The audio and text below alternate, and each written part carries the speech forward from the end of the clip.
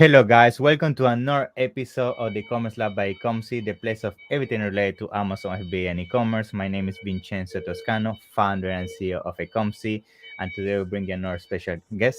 His name is Riki Hooker, and he's the general manager at Global E-commerce Experts, which is actually an agency that offers end-to-end solution when it comes to expanding brands into Europe. Right, so they have extensive experience and an amazing team when it comes to helping getting your brand into Europe.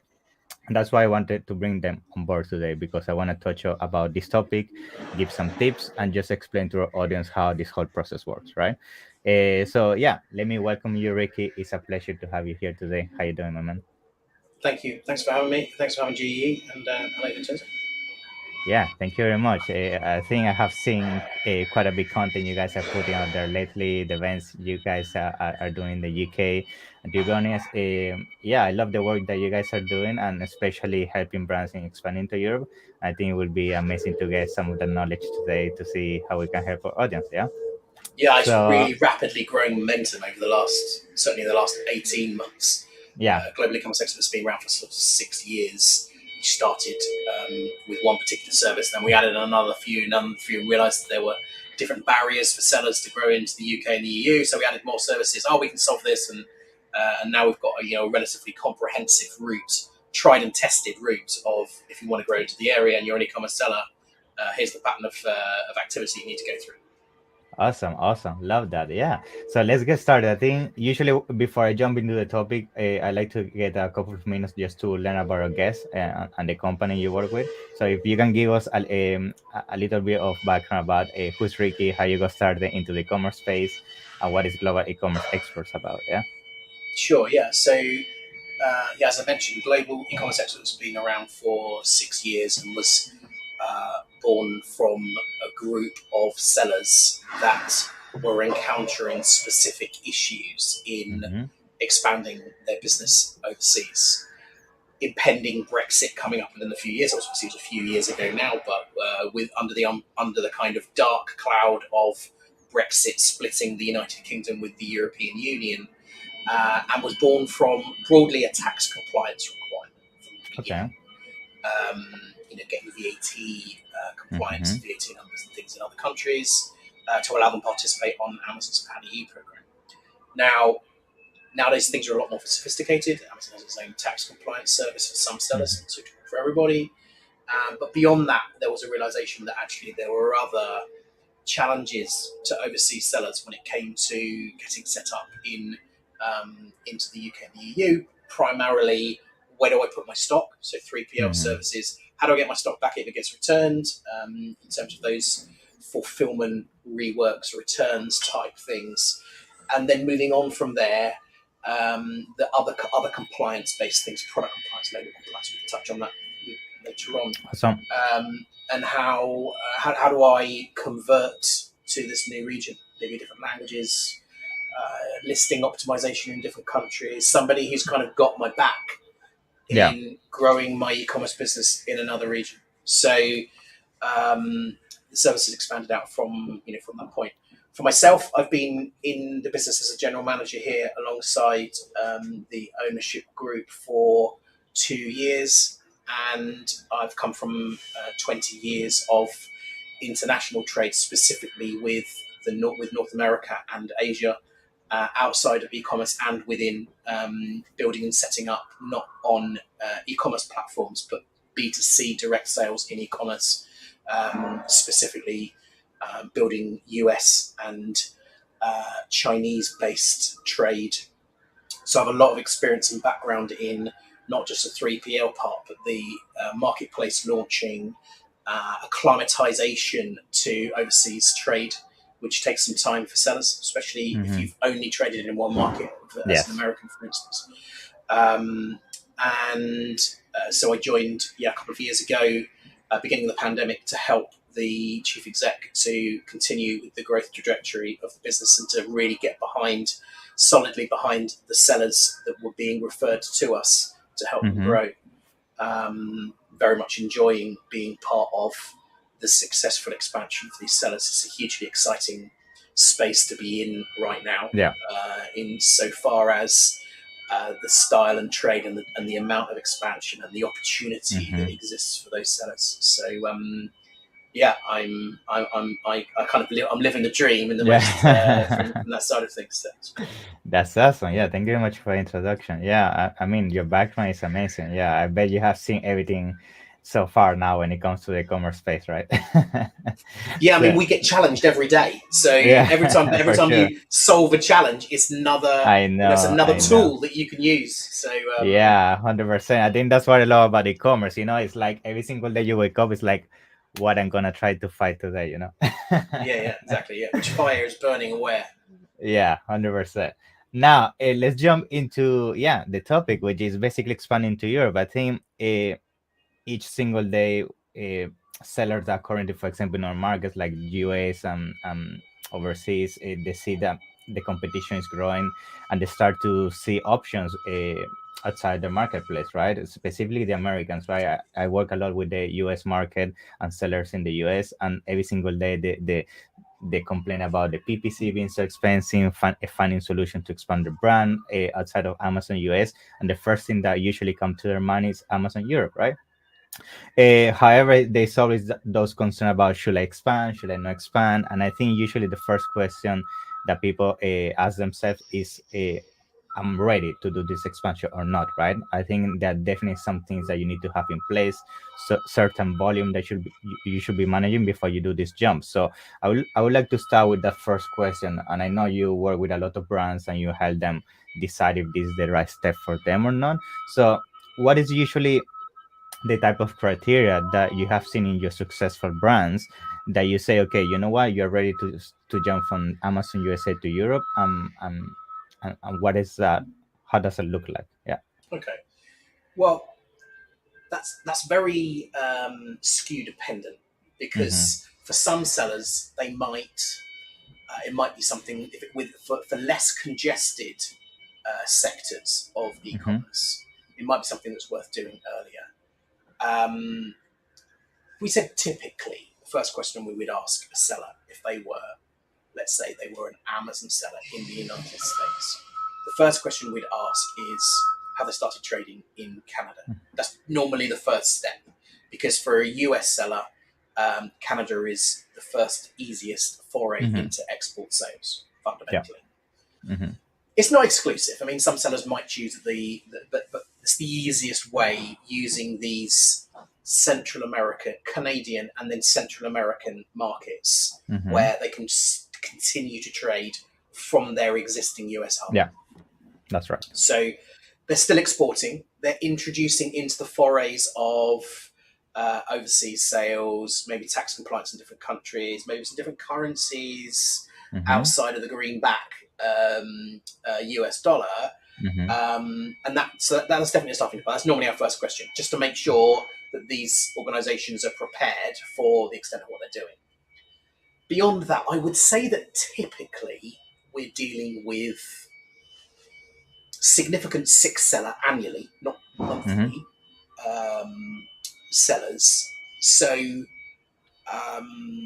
if not $1 million turnover businesses, but certainly not exclusively. Some of them are half or a third of that size and still trading, and still it's right to make that investment. But typically there's going to be an investment in growing into a new region. And so you're going to need to have the capital ready to be able to do that. But typically the cost of that for some of these sellers is a month's worth of PPC. We're not talking hundreds of thousands of dollars here. These are functions which are forms and you're paying for man hours and applications rather than significant chunks. But bear in mind, these organizations also are going to have to underwrite the cost of stock in two different places. So there needs to be a preparation and a business case from that side of things. But I would say on average, we deal with everything from $1 million sellers annually to $100 million, and quite a bit smaller than that, but with specific very niche things, specific niche things which really make sense to come to a less congested perhaps marketplace. So no one written rule for that, but as long as those people are ready for the implications and the complexity of what they're doing, and they've got the capacity to underwrite the stock, then that will be a good time to start. Good. Yeah, I think that's an amazing answer. I think the same. I think it's always gonna be for sure at the product level, because we all know you may have $1 million product in the US, but sometimes that product is not gonna work in Europe, right? So you need to do the Yeah, absolutely. diligences and everything. Yeah, we do. We always start right at the beginning of the journey with a feasibility of understanding what the scope of things are, just to run some software tools on understanding what these particular commodity codes and ASINs will be able to achieve in the region. And I always use the joke to clients of, if you're selling gun racks for pickup trucks, there's not going to be as much demand for those in the UK as there is in Texas, so you might need to take some care. But on the whole, e-commerce, there's 500 million Europeans across the geographic region of Europe, and predominantly they have the same desire to acquire stuff that's sold online that people in the US do. So, on the whole, obviously it's much more data driven than that, inevitably. Sure. But fundamentally, unless you've got something particularly niche, Okay, that's great. Awesome.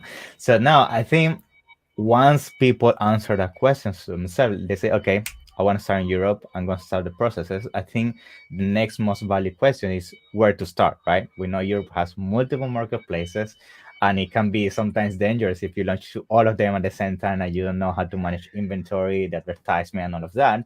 So I'm pretty sure there should always be a strategy behind what is going to be your founder marketplace when it comes entering to Europe, and then using that as a foundation to expand your growth within Europe. So I would like to hear what is usually the countries that you advise when you bring exclusive brands that are doing successfully in the US into Europe. Why is the reasoning behind choosing those countries? Yeah. Okay, so for the early part, we would let's sit back to the statistics. Broadly speaking, broadly speaking, the market in Europe is not dissimilar to the market that you could expect from the United States as a whole. Yeah. Of that, there's 3 core countries within that will gain you a big chunk of the opportunity, and that's the United Kingdom, France, and Germany. Germany and France in that order. So those 3 countries would allow you access to approximately 2/3 of, maybe a bit less than that, 60% of the entire European opportunity. Okay. Those numbers are they're adapting rapidly as new online marketplaces are expanding. They're being caught up by other countries around them, which is expanding that number somewhat. But we would recommend that you begin with, if you're from an English-speaking country, you begin with the United Kingdom, for the simplicity that your listings, your A+ content, all of your activity so far is going to be in English. So that represents the fastest route to actively being able to go live in a new nation. All you need is some currency support for British pounds, and to convert from that side of things. If you're staying, and the other big reason for that is that in the United Kingdom and in Germany in particular, Amazon is the dominant marketplace for selling. Yeah. And typically for an American seller, not so for a seller outside of Europe, we deal with a lot of sellers from Australia, Japan, China, and the Middle East. That's not necessarily the case. But for American sellers who have been selling perhaps almost exclusively on Amazon and Walmart, say, in the United States, the United Kingdom's familiar. There's a familiarity of language, there's a familiarity of marketplace, culture, Seller Central, Vendor Central. There's a familiar places. So those are a good place to start. They'd always be that recommendation. Beyond that, then you're moving into the realms of translating your listings and then having stock inside the EU. And we would recommend then Germany and France as a pair. Maybe Germany to begin with, France shortly afterwards. Then you're into additional tax compliance. You're into Europe, then so you need some more stock. So that adds a degree of complexity. So that will be stage 2, France and Germany together. we would always recommend that those were sold and hubbed and shipped via the Netherlands. We happen to have a 3PL facility, as do most e-commerce 3PLs in the Netherlands. Reason is it's equidistant between those two countries. It has very good shipping links, very good logistics links, and there is a very, very, very rapidly growing e-commerce Amazon e-commerce marketplace in the Netherlands. Okay. So it adds an additional, because you need to be tax compliant, you need a tax number in that country as well. That one comes as a freebie. I see. So that's normally the kind of start set. And at that point, you could then decide if you want to join Amazon's Pan-EU program. Then you gain some more additional, if you're an Amazon seller, you'll be selling off Shopify and you need to do this yourself.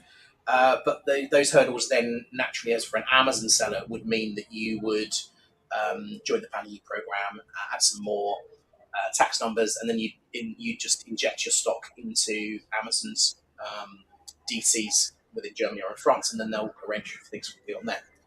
The sellers who are more than one marketplace, things get slightly more complicated initially, but of course, lots of advantages of setting off a marketplace later. Awesome. Yeah, I think it's something that you touched that is very important, and I bet a lot of people ask you, and they're always concerned is everything that has to do with compliance and VAT. And we don't know that UK is outside Europe after Brexit and everything. I'm pretty sure that different rules and the way you deal with inventory between UK and Europe. So usually, how is the transition? Let's say our customers from the US start in Amazon the UK, right? And they start selling, everything starts going successfully. Then how they jump from the UK to Germany, to actually Germany or any country in Europe? Because I get that question a lot, and I know now there are extra steps due to Brexit and everything. So can you just briefly summarize how that works? Let's say they're already successfully launched in the UK. How they jump now from there to Europe because of Brexit situation? So in the shortest and most simplest form, there's a split of stock between those two geographic regions. Now that the United Kingdom has left the EU, the customs partnership of the European Union, that stock needs to be split. Now, that's not to say that you need to have twice the amount of stock, because you are spreading that stock about the marketplace, and there's various software tools that can help you, and indeed Amazon will help you to predict what stock needs to be in both of those places. But ostensibly, you need to have stock in both places, some stock in the UK and some stock in the EU. 2 years ago, pre-Brexit, of course, you could have one set of stock. Yeah. So you need to distribute your European stock across the UK and the EU. It's the political change and the geographic part. So there's that piece. Then you've got inventory in those countries, of those particular regions. 30 of stock in the UK, 2/3 of stock in Europe. Sometimes that means shipping twice. Sometimes that means shipping once and cross-docking in one particular venue and moving the remainder into the other place. That does incur 2 sets of duty on imports, but typically that's cheaper than sending 2 containers to us. I see. If people are sending, if sellers are sending pallet loads of goods or they're air freighting, that's not so much of a problem, because those goods can come to those particular places. So you work through the challenge of unraveling where your stock's going to go and how that's being distributed, with the advice of global commerce experts if you wanted to, from an account management perspective. Once that happens, then you're able to then trade in the entire breadth of the EU with the stock that's in the Netherlands, for instance. Or you could inject your stock, to start with, you can inject your stock directly into FBA in Germany if you're an Amazon seller. You wouldn't necessarily need to use a 3PL, but then you are restricted by the shipping cost versus the index numbers that are being offered for those places that vary across the year. If you don't have a 3PL and you have a removal order or you have returns, how are those going to be handled? So we always recommend that you stage your goods in a 3PL. Not to mention, we're talking a lot about Amazon here for France and Germany, but Amazon is not the dominant marketplace outside of France and Germany. Yeah, and that's right. We would always recommend a multi-marketplace approach. There's a bunch of other very, very worthwhile marketplaces that you really should be on in the EU. And from a 3PL, it doesn't matter where it's on Amazon. It could be anywhere. You can have your own website. Keep the data yourself. You can keep churning like those customers For with your sure. own data. So That's that's interesting. really. Yeah, and you also mentioned before, which is very interesting, and I start hearing that more and more, the Netherlands, right? So I hear that Netherlands is very custom friendly in order to, have your expansion within Europe. So can you elaborate a little bit more on that? So how will you use Netherlands in this expansion? Will you use it as your hub to then have your inventory and expand among Europe, or why Netherlands is so important nowadays? I see as a step. Well, there's two. There's one key reason why the Netherlands is important, and that is Rotterdam. So Rotterdam Mm, is a key European port that's coupled with some of the most seamless import procedures. They've really got it dialed in the Netherlands. mm-hmm, Their customs procedures, a really extensive. Sorry, predominantly English speaking. So for overseas sellers, there's not this trickiness of and I have to say, the Germans and the French really are coming very, yeah. very, very swiftly behind. Um, but the Netherlands is a very easy place for Hmm. English-speaking sellers to trade. I see. Okay. Very slick custom procedures and a very, very slick logistics network outbound to both Germany and France. So those two pieces are important. And likewise, um, the tax procedure for the Netherlands is simplified by VAT deferment. So you can Mm, apply at the point of applying for your VAT number for that deferment, as you can in the UK and in France, but you can do this in the Netherlands, which means that when you bring your goods in, you don't have to pay that VAT at the point of customs. You don't have to pay that until actually the point that it leaves the country, if it's going to France or Germany, or so in all the time it's sitting in your 3PL, you don't have to pay that VAT mm, until the yeah. point that it leaves. So, or it's sold ultimately.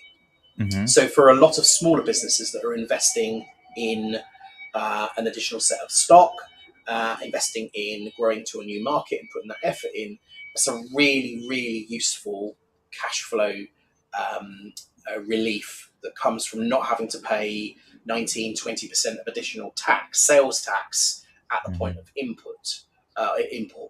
So that really, really helps from the Netherlands perspective. Its own Amazon marketplace, Amazon.nl, is rapidly growing, and it has its own home, fiercely loyal to the Netherlands, bol.com, which is their own home marketplace, which really serves well the needs of highly tech savvy buyers. So the Netherlands is a very small country with a relatively Yeah. small number of people in comparison to France and Germany, of course. But nonetheless, the proportion of their e-commerce spend is not to be sniffed at, to be honest. And what the beauty of if you bring this into the Netherlands, they come through a relatively simplified customs procedure that's very slick. You're only a few hours by road with Mm-hmm. no border. This is worth noting to Americans. It is like driving around the United States. There's no border inside the European Yeah. Union. So you're Mm-hmm. free and clear into, for instance, Germany, that has notoriously complex import procedures. I know. Goods are held up, especially by air.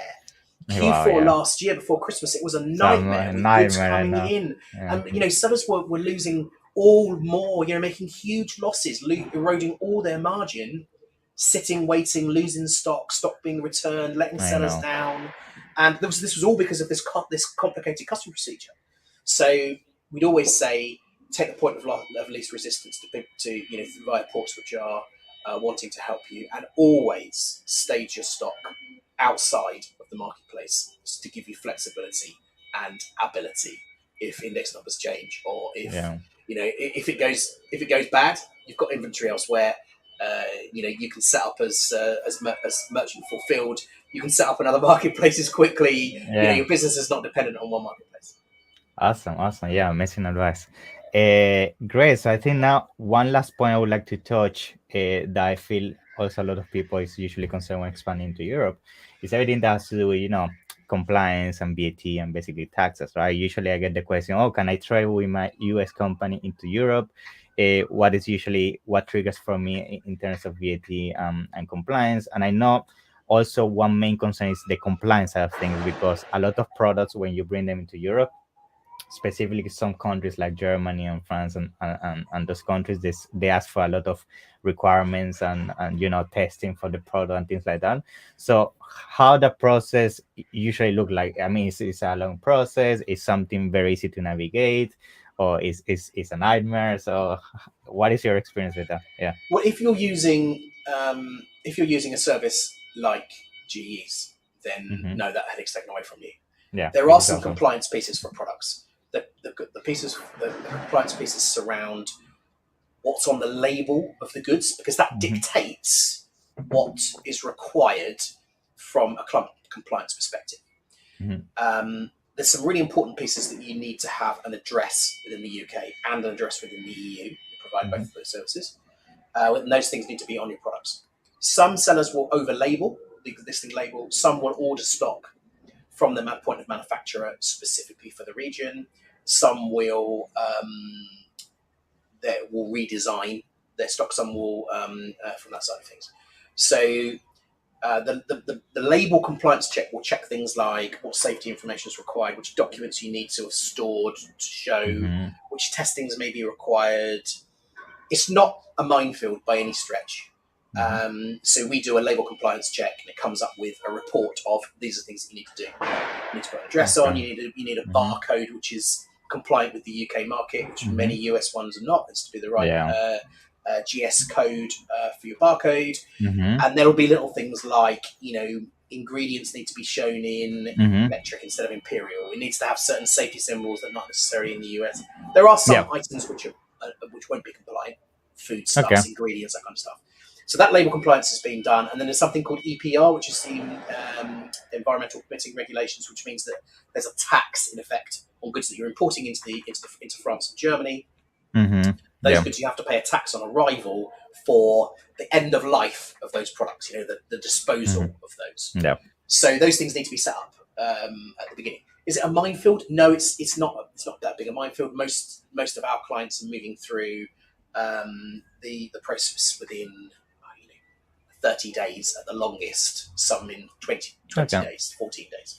So it's a procedure more than a minefield.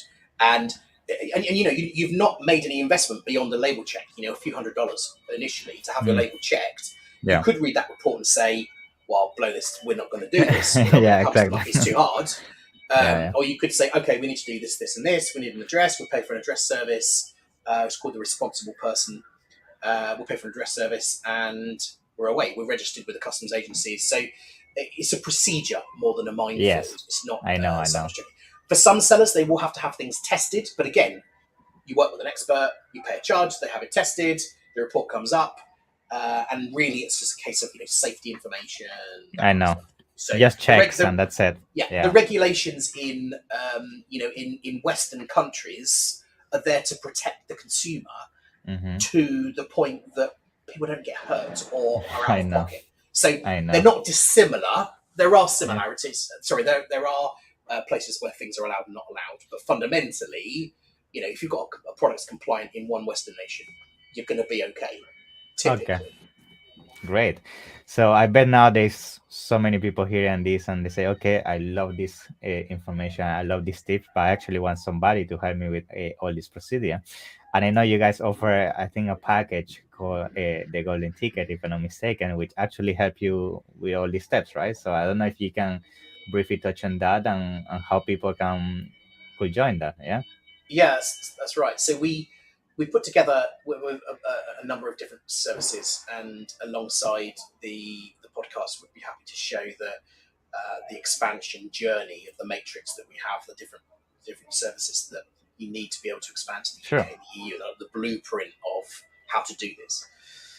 And we sell those services are provided in ones and twos, a la carte, as it were. If you want some help with translations on label compliance, or you want your tax sorted out, or you just need a 3PL maybe. And then we also offer, to access these 500 million new e-commerce buyers, we also offer a one investment charge. We call a golden ticket. It's your golden ticket to those 500 million e-commerce buyers. And we offer those bundled. A typical investment is anywhere from £10,000 to £25,000.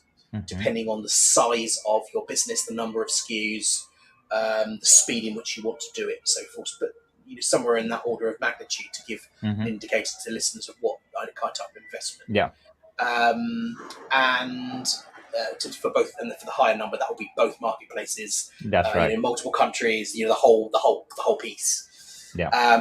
It could be staged. In terms of the time scale that you can do it and things like that. It doesn't have to be all be done in one go. You can put this into different quarters, or you can help map out a flight plan of coming to Europe and accessing these buyers. So the golden tickets are a route to compartmentalizing investing in your business to investing in your sales, because these are two different pieces of. Because bear in mind, your choices are: do I invest in developing new products? Do I invest in expanding my business into other marketplaces or different segments? Or do you make that investment in taking the products that you know best, the ones that you know how to sell, you've been successful, you've proven to be successful, and take those into a new geographic region? So very much consider this being an investment, and that's why the golden tickets wrap that up. And on the back of that, to start with, to understand whether or not this is right for you, we offer an account health check, which is a provisional kind of toe dip into understanding whether or not you are ready and suitable for the market. And we'd love to offer all of your listeners an account health check for free if they get in touch with us, to do that for the first steps into, yes, you're ready. Know these are some tips on what you might want to do first before you are. Let's talk again in a year.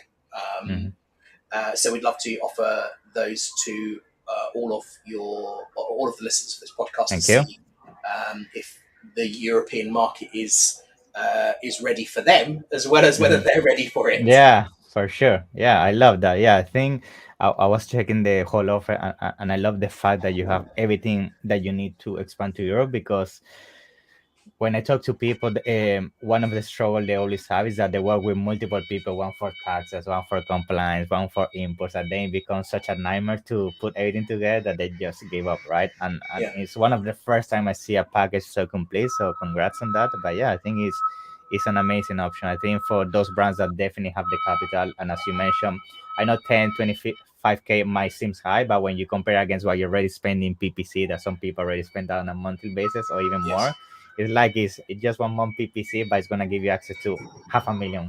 Well, yeah, $500 million, right? Consider that our target for each of the sellers that join GE as clients, and it's interesting you say that, we like to have one point of contact. We like to have one name of somebody within our business that has your back to grow your business in the UK and the EU. And their challenge, that person is challenged, and their performance indicators are only enacted to add 80% of their existing US sales or their existing home sales outside. This is not just about Americans. Add 80% of their sales in return for that investment. So knowing that most of these sellers are 7-figure annual sellers, and some of them are 8 figures and 9 figures, actually it's a relatively small investment. And there's different routes to the way in which that can be funded. It doesn't have to be in one go. As I say, these things can be staged, a longer trajectory to be able to make those things happen over a certain period of time. So, the opportunity is absolutely enormous. If you get your head around another way of saying, okay, the next 18 months, I've got a very realistic way of adding 80% to my top and bottom line. And this is the cost of that. For a lot of sellers, they'll look at that for a few seconds and think to themselves, well, there's a lot of things that I do that I spend quite a lot of money on. And the reality of the matter is they don't offer anything like that opportunity. So, yes, you're right. It's a chunk of money, but at the same time, it's a huge chunk of opportunity. I love that. I love that conclusion. Awesome, Riki. So I think that would make it for today's episode. I don't know if there is something else you want to add, any specific tip, anything, any last nugget, as they call it, that you want to add to today's episode. The last nugget that I would love to add is to say to sellers, you've done you've done the hard work. You've done a really good job of taking your goods to market and doing a good job of growing your business. Buyers want your products. just because they're in the UK and the EU, don't hold back. They want to buy from you. They want to experience what it is that you're selling. They want to experience the good job that you're doing and the high quality of service, the energy and the passion that you're putting into your business. So it's very easy to transfer those and to get some incredible reach.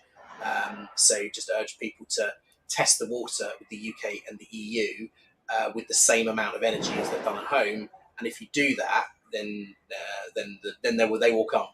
Yeah, 100%. Awesome. So do you also want to share where people can find you, how people can get in touch with you guys in case they want to reach out? Hopefully we'll be able to put those in the comments in and around the software, but you can get in touch with us via, you can drop us an email, expand@globalecomexperts.com, and we can talk to you about the mention e-commerce lab and Ecomcy. If you would like a free account health check, we'd be pleased to help with that part. And we can also help with beginning the process of talking you through your journey, whether that's now or in the future. So if you get jostled by email or via our website, you can Google or you can use your own preferred search engine to search for Global E-commerce Experts. You should find us hopefully at the top of our team. We've done a good job, and we'll be able to help you out. Yeah, I'm going to make sure to put everything down in the comments, okay? Thank you, that'd be great. Thank you very much, Ricky. So looking forward to have you on a future episode. Yeah, have an amazing day. Thank you very much. Thanks for having me. Thanks for today. It's a pleasure. Bye-bye. Cheers.